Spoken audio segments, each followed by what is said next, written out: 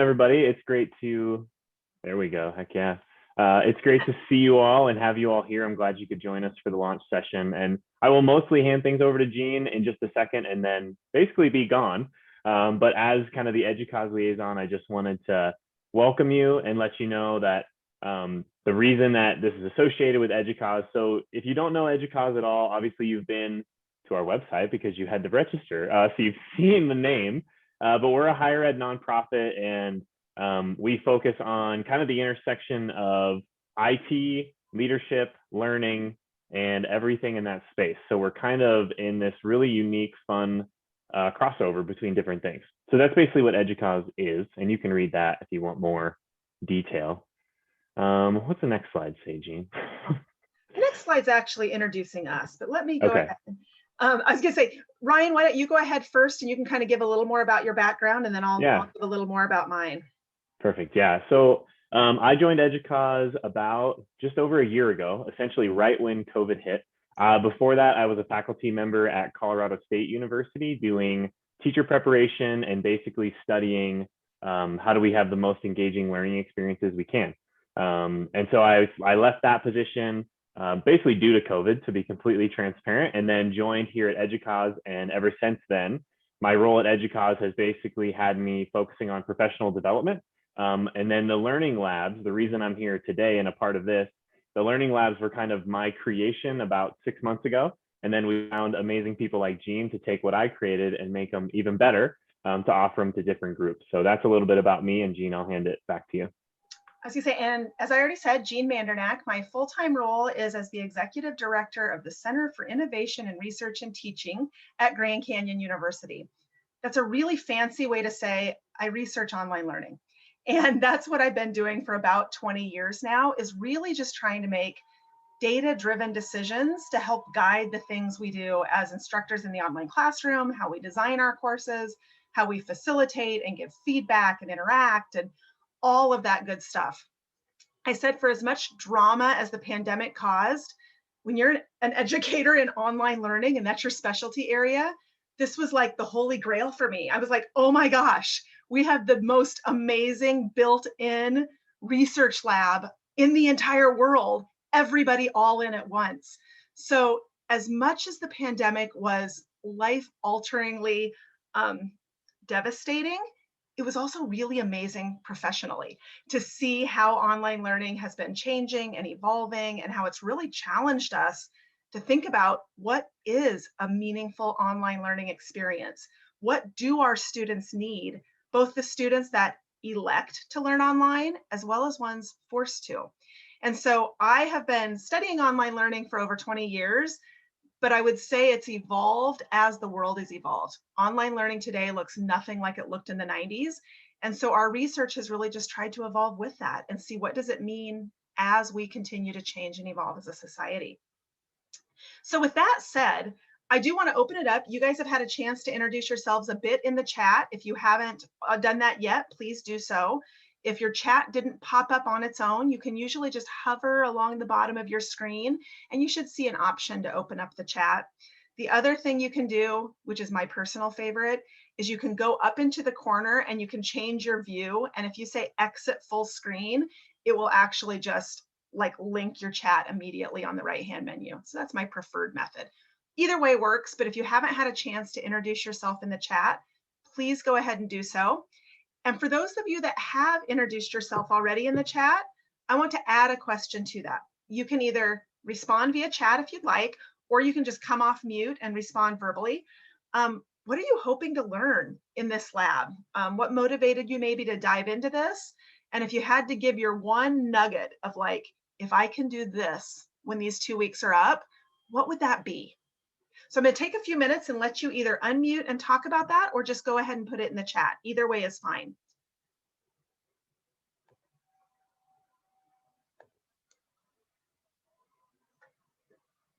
And because I struggle with silence, I will fill my mouth so I can't talk.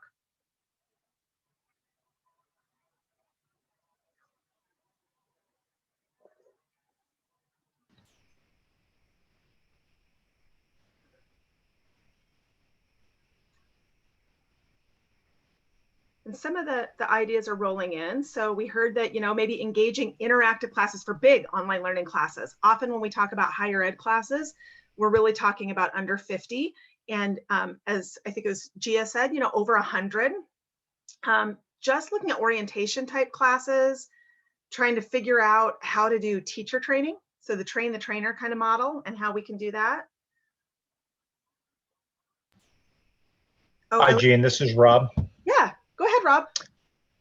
No, I just wanted to highlight that what I would like to learn. I have been attending a lot of training over the course of the last year, and some of it has gotten really quite good. And I know that there's this natural preference for people to say when we get back to in-person training, and yet we know through economics and through other challenges that actually may not be the case in a lot of senses. And so the challenge, I think, for those of us who work with education and training is to continue to make whatever we're doing virtually just as good, if you will, as an in-person type of offering. That's what I hope to do, is to have the equal amount of quality for in-person and virtual, and perhaps even better quality for virtual, because you can do so many things that you're not doing in person, like polling and all these other kinds of things, to be more adept at. Thank you. Yeah, great insights, Rob. And I will just extend that and say, I really predict we're going to see the division between online and face-to-face decrease dramatically. Online teaching forced us all to think about new possibilities. And now that the pandemic is starting to subside and we're all looking to normal again, we can't unlearn what we've learned. Like, we just know too much. And how do you walk away from good best practices that you didn't know existed 18 months ago?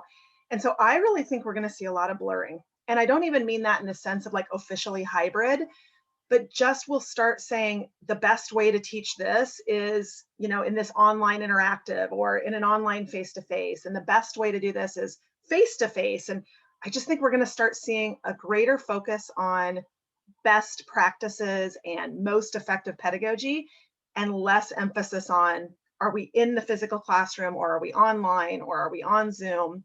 So I think there's going to be a really beneficial fuzzing of boundaries as we move forward. Anyone else would like to come off mute and talk? Sure, I'll jump in. I agree 100% with Rob and what he said, and I feel like I want to help our division go from what I learned yesterday was called emergency remote instruction to really better virtual content. We finally now have like a little bit of a breath here, and we're going, okay, how can we improve on what we created a year ago? And so that's part of the reason that I'm here in this class. So looking forward to it.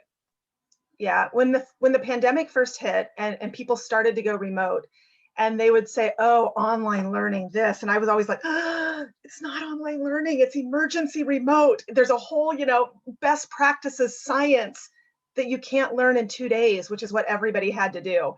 And so I love that as a society, we've now started to get like what we were doing early on was a Band-Aid. It was a necessary Band-Aid. There was no way around that Band-Aid. But what we're doing now doesn't look like that Band-Aid. And what we're doing now looks a whole lot more like the science of online teaching and learning, as opposed to the Band-Aid to get us through. And I do love that distinction. And I love that people didn't get hung up on what they did in that first few months, that is online learning. Like, they reflectively understood, oh, okay, I get now that there's more to it that I didn't know when I was trying to survive. Other thoughts? Hi, my name is Nicole. Jean, what you just said about trying to survive, it made me think of something that I heard at the very beginning of the pandemic, that we need to focus more on Maslow's hierarchy of needs rather than Bloom's taxonomy at the beginning. And now I'm kind of wondering, when is that shift going to be kind of going towards Bloom's again? So that's kind of what Christina mentioned about emergency.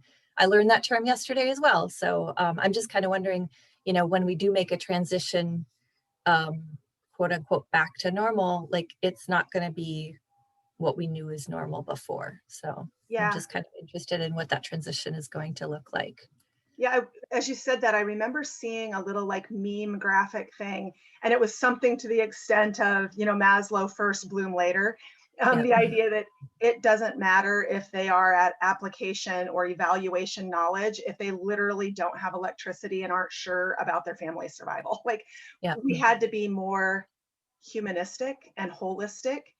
And I don't know that I think that's going away. In the discussions I've had in the big circles of the thought leaders and the policymakers, there's been a whole lot more humanizing of education in general, like questioning due dates, questioning the meaning of grades, questioning the validity of requiring every student, no matter what, to be posting this exact assignment on this exact day, which in a weird way relates really well to this learning lab, because the way Ryan has designed it, it's not a lockstep, everyone's doing the exact same, everyone's learning the exact thing.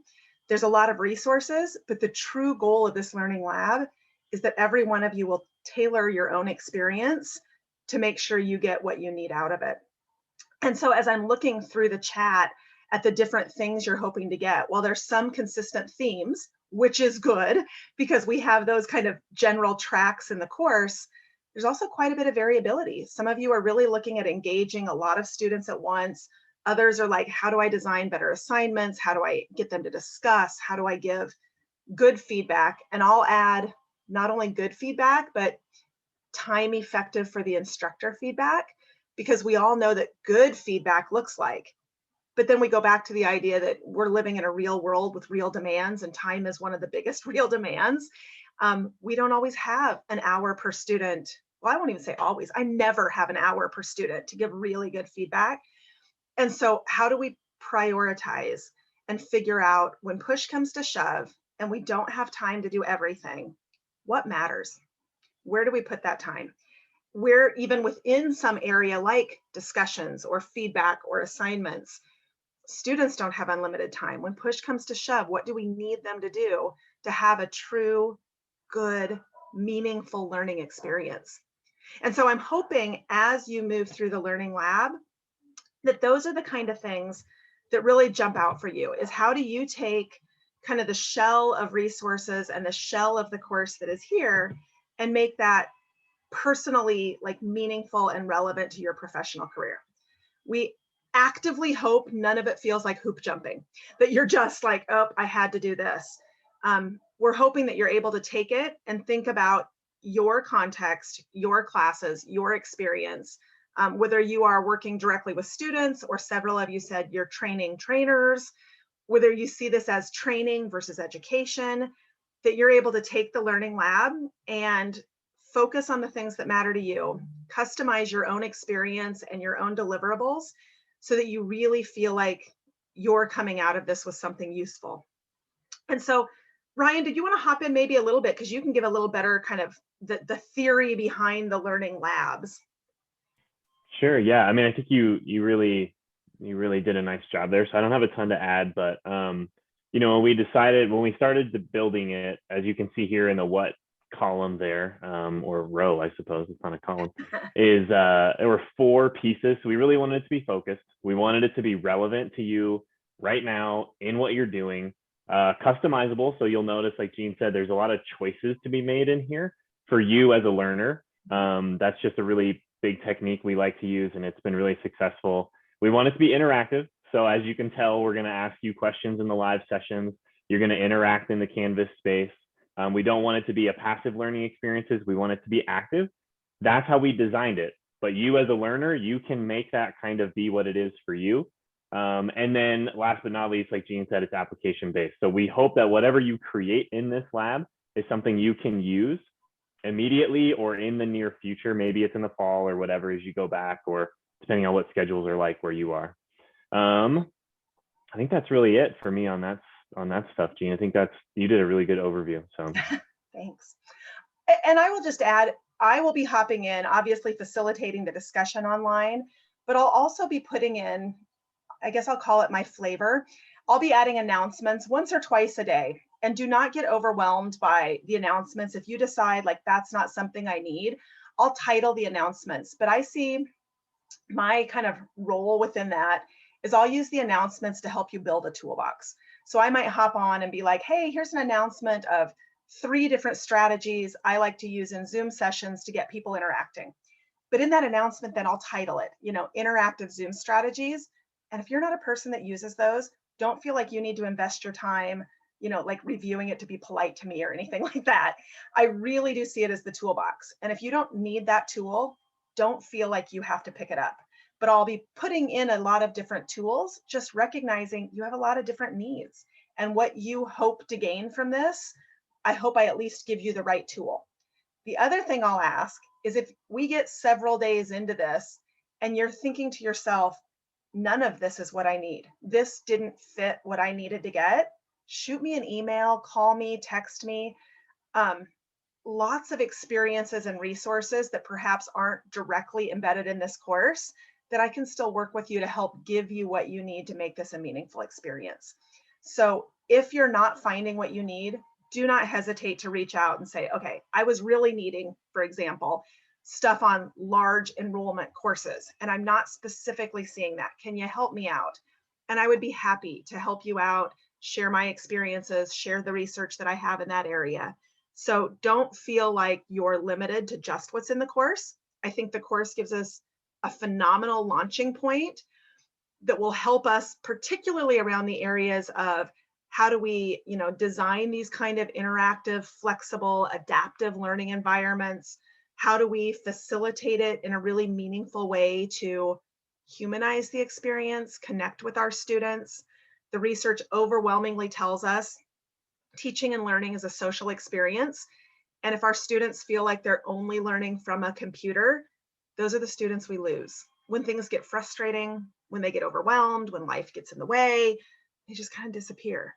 But if we can connect with them and they feel like there's a person and they feel like it's a human experience, then those students are more likely to at least reach out and say, okay, I'm not getting what I need. I'm confused. I'm overwhelmed. How do we get through this?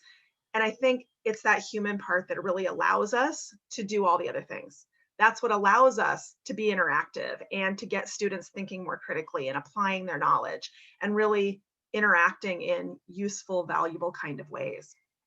And so that's what we're going to focus on. And if you find that it's not helping you the way it's set up, reach out and we'll figure out what we need to do to really connect and make this a useful experience. The things we're going to focus on are the ones that research tell us are big picture, useful kind of things. So really looking at relationship building. You'll often hear me talk about that as the humanizing. I used to say personalizing, and then we got a whole new literature on personalized learning paths. And so we had to change and stop using the word personalized and go to humanized and relationship building. But then we're also going to talk, just generally speaking, about, what is good pedagogy and how do we use technology to support that and to support diverse learners and really create good, meaningful interactions in there. We're also going to really create this experience that you can do what you want. I'm going to briefly do a different share, so bear with me as I try to hit different buttons here. Let me stop this share. Where did my screen go? Oops, it wants to freeze on me. There we go, new share. And I'm going to go into our learning lab for a moment. When you get into the learning lab and start to play around in here, oops, I bet you can't see that. Do I have it on sharing that? Are you able to see the course itself? Okay, Yep. Thank you. Appreciate You that. may want to go to student view because it does look a Oh. little different. Thanks, Ryan. Appreciate that. Mhm. There we go. Now it'll look like your view. I apologize. When you go to log into this, it really is fairly intuitive navigation. On the very first time you've logged in, the welcome screen, just scroll down. It's going to overview pretty much what we're talking about right now. Obviously, you found the launch session. You can skim that part. If you haven't yet gone in to meet your lab partners, you can click on that link. That just takes you to a threaded discussion where you can introduce yourself. I'm going to hop in there just because I like to dive deeper and get to know you. So I'll post comments, ask questions. If you don't feel like it's useful, there's not any mandatory must come back and answer questions or anything like that. But if it's useful, we'll carry on some dialogue there. In addition to that, you'll use this menu across the top. So you'll see welcome, lab information, learning modules. You can kind of go through that in that sequential order across that top navigation button. So when you click on the lab information, it will just kind of highlight for you the key deliverables and what you do. The heart of it is the learning materials. And so that's where you really get into the customizable. So when you get into learning materials, you'll see a secondary menu pop down below. And if you want to focus on relationships, you might spend a little more time in the building relationships. If you're more interested in diversity, you might spend time there. It really is up to you. If there's areas that aren't valuable, skip it. If there are areas that are valuable, by all means, spend a little more time, add resources. And then there's also an associated discussion that really is just about having you reflect, go a little deeper, talk about what you need and where you go. This is where I'll try to hop in and really provide you the customized resources and support you need. So for example, if you come in here and say, I'm really needing more on interactive, I might follow up and be like, interactive asynchronous or synchronous, and let me see what I can help you with. And so we can use this discussion to really build the resources, help you get what you need out of that. You do need to post to the first time to this discussion before our live session on Monday. Couple reasons. One, that makes sure you've dove in and actually started getting involved. But more importantly, I will really look at this to help guide our next session together. So this session is a whole lot of me and Ryan talking. The next session is going to be more of you talking. So you guys will practice your techniques, maybe share resources you've created and ask people for feedback. We're really going to use it as a lab where we hop in, we talk, we interact, but it won't be me presenting something formally. So I will use this discussion to help structure and organize the 90 minutes together that we have on Monday to really let you use that in a meaningful fashion. Laura had a question earlier about how do I recommend that you take notes? That really is up to you. I'll tell you, I personally am not a note taker. I'm a saver of resources. So I like to use EndNote, and I just organize and save my resources so I can refine them, but I don't necessarily take new notes. With that said, if you want to take notes, really the area you're going to want to dive into is this learning materials area, perhaps outlining things, highlighting things, pointing yourself back.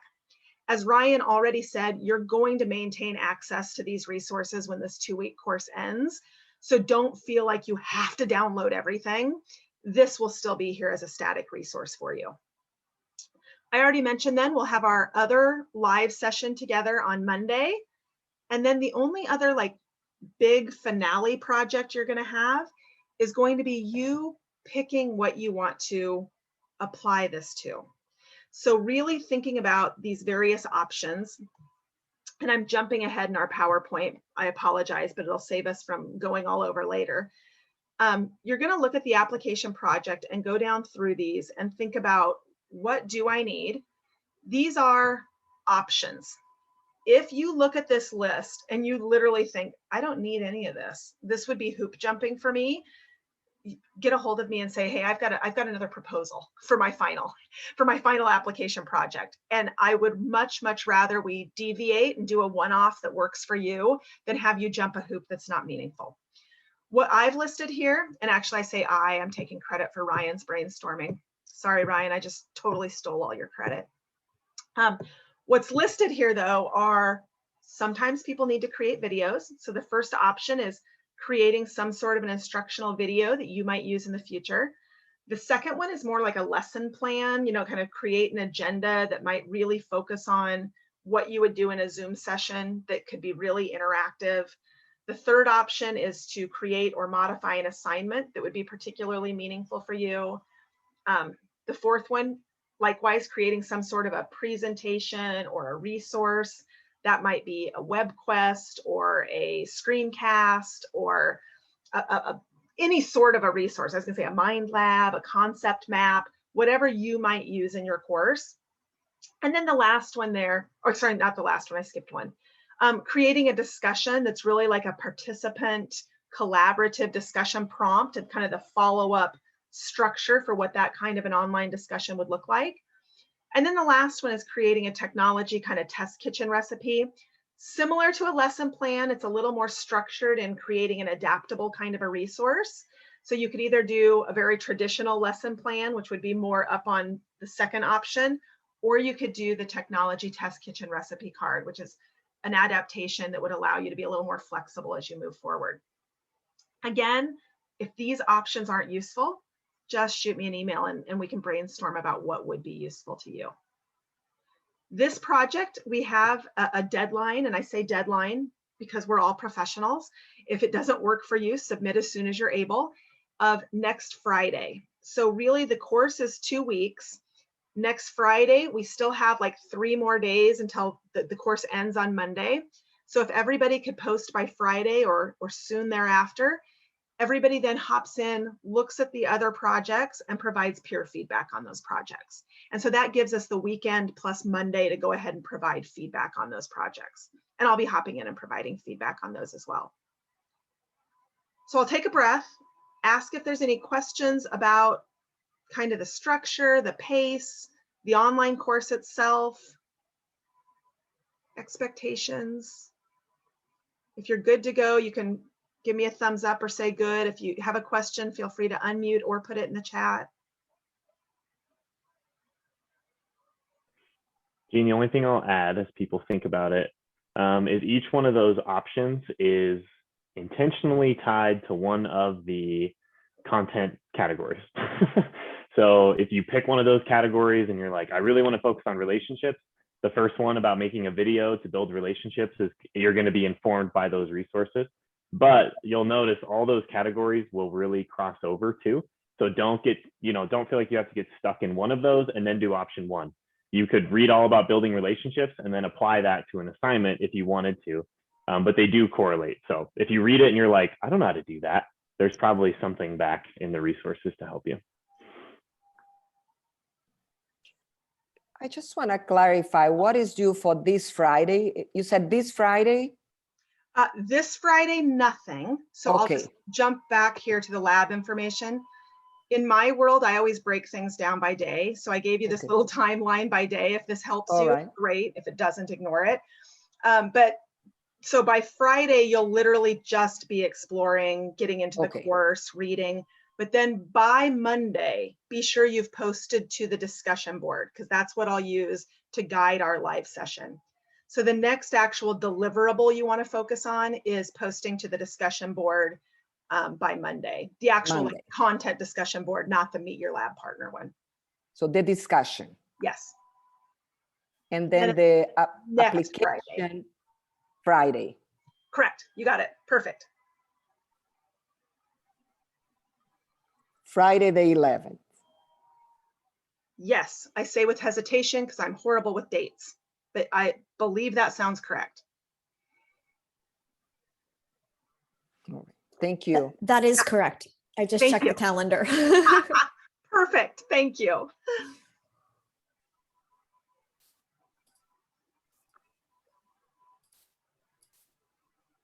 It looks like we are good to go. I am going to stop sharing now. I could go back to my PowerPoint, but it would literally be to put up a slide that says questions. So I'll just ask if there's any final questions. We're at the end of our scheduled 30 minutes together. If there's any final questions, Ryan and I and Veronica would be happy to address those now. If there's not at the moment, but you hop into the course and then questions pop up, you can email me at any time. There's also a questions, comments, concerns discussion thread you can post in, and I will respond to that several times a day. So if a question arises, do not hesitate, just reach out. Jean, is the link to the lab and all the things already open? Yes, everything is open and ready to go. I will apologize if you were an early hopper-inner. I did change the Zoom links. And so that's why if you hop in, you'll see an announcement that says new Zoom link.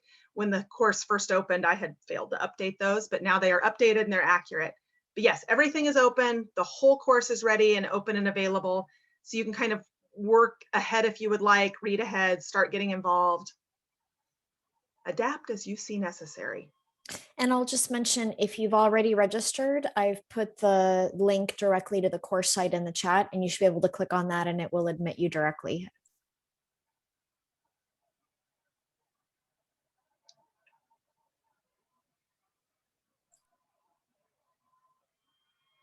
Well, it looks like we are in good shape.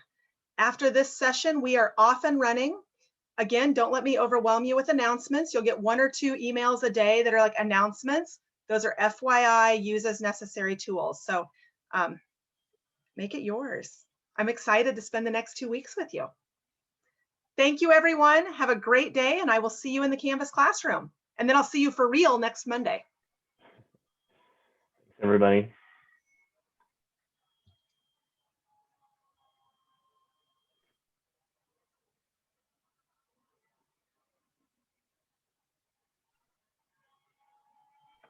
Cool. Thanks.